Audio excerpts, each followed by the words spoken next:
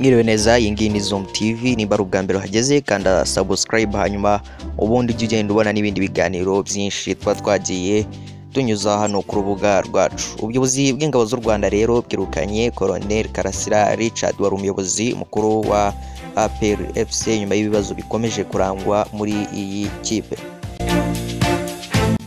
Amakuru y'uko Colonel Karasira atakiri chairman wa APR FC yatangajwe bwa mbere n'umunyamakuru Sam Karezi ukurikirana hafi amakuru yo muri iyi kipe y'ingabo z'igihugu.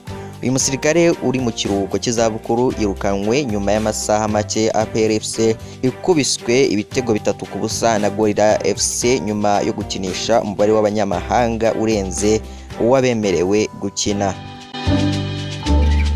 Ni amakosa yaje akurikira ibindi bibazo bimaze iminsi bivugwa muri Nyamukandagira, birimo gushora amafaranga y'umurengera mu kugura abakinnyi ariko ntibatange umusaruro.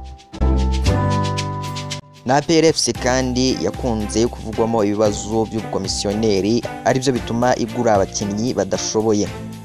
Colonel Karasira Richard yari chairman wa APR FC kuva mu mwaka ushize ubwo yahabwaga izo nshingano azisimbuyeho General Mubaraka Muganga wahise agirwa umugaba mukuru w'ingabo z'u Rwanda.